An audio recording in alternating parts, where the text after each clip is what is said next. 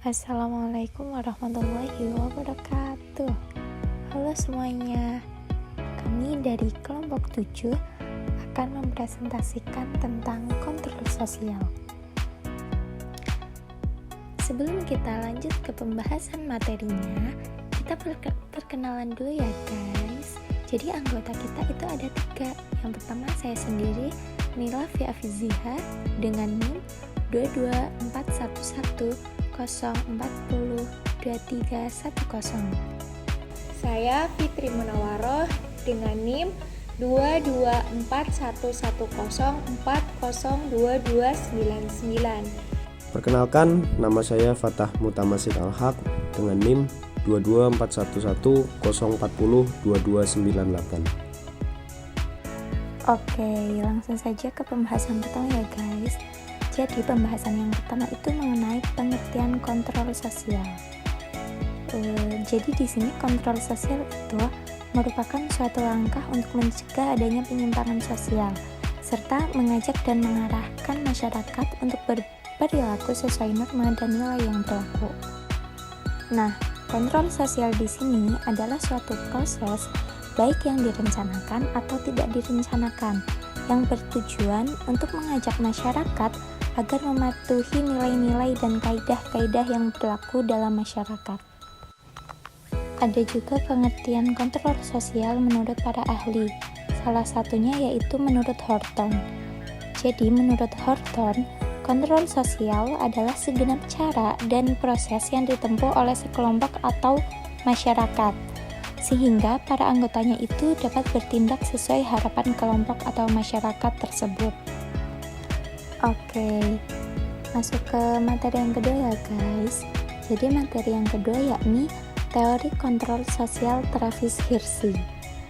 Teori kontrol sosial Travis Hirschi menyebutkan kontrol sosial adalah suatu teori tentang penyimpangan yang disebabkan oleh kekosongan pengawasan atau pengendalian dalam lingkungan sosial. Nah, teori ini dibangun atas pandangan yang mana pada dasarnya manusia memiliki kecenderungan untuk tidak mengikuti aturan atau tidak patuh pada hukum yang ada.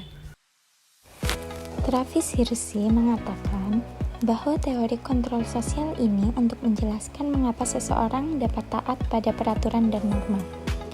Menurutnya, teori ini berpotensi menentukan perilaku seseorang agar sesuai dengan norma sosial di lingkungan tersebut. Ya baik, selanjutnya saya akan menjelaskan mengenai bentuk-bentuk kontrol sosial.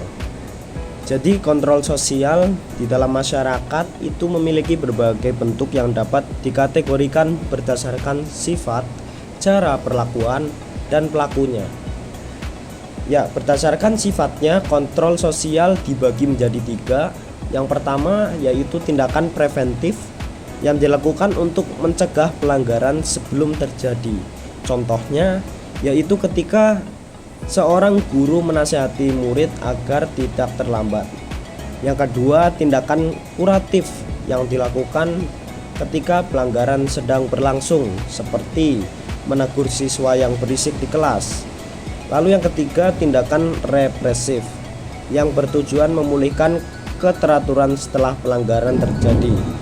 Misalnya dengan memberikan skorsing kepada siswa yang melanggar aturan. Lalu berdasarkan cara atau perlakuannya.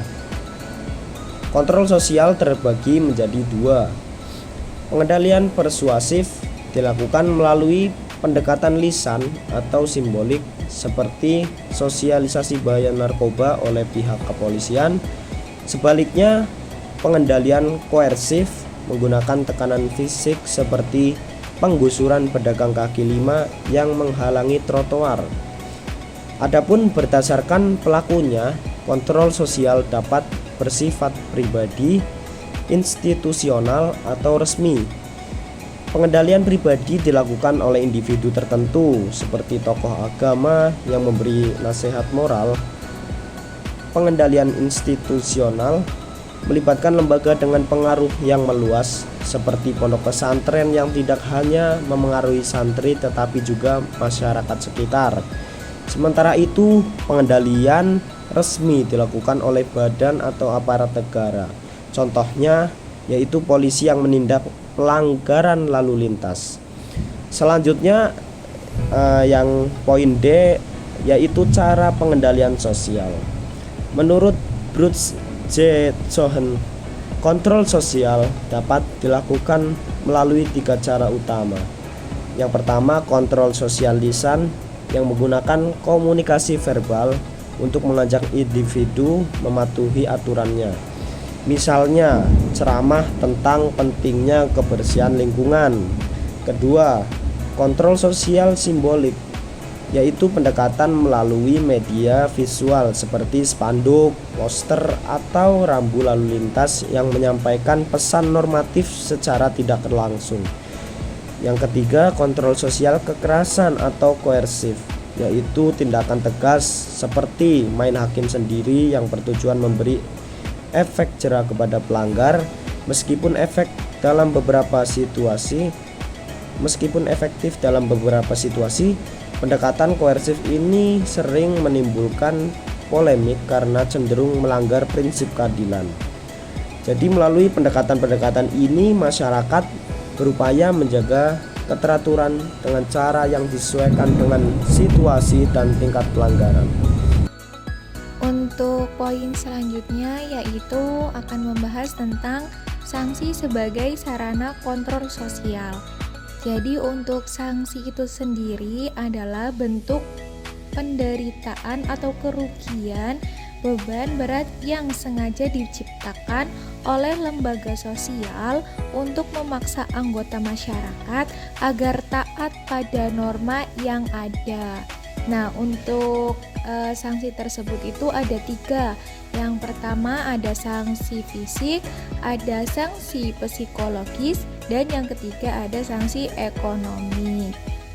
Nah, untuk materi selanjutnya yaitu ada lembaga dan fungsi kontrol sosial.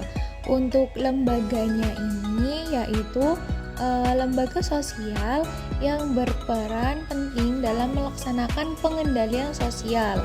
Di antara lembaga tersebut itu ada yang pertama aparat kepolisian, peradilan, tokoh masyarakat, adat istiadat. Nah, untuk fungsi kontrol sosial lebih utama dari pengendalian sosial yaitu sebagai alat kontrol agar masyarakat tertib dan teratur.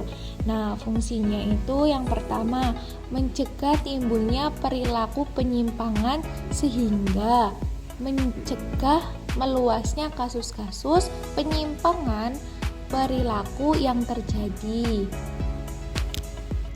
Nah, untuk selanjutnya itu ada pemberian peringatan kepada para pelaku penyimpangan atas perilaku penyimpangannya dan berusaha mengembalikan ke jalan yang benar. Yang ketiga ada menjaga kelestarian nilai-nilai dan norma yang berlaku, termasuk menegakkan norma hukum yang kadangkala diabaikan. Yang terakhir ada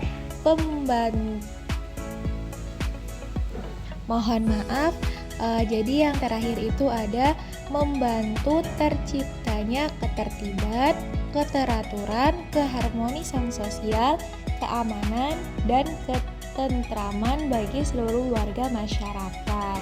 Jadi untuk penjelasan dari kontrol sosial yang sudah dijelaskan tadi seperti itu. Terima kasih. Mungkin cukup sekian yang dapat kami sampaikan. Terima kasih sudah menonton sampai akhir. Wassalamualaikum warahmatullahi wabarakatuh.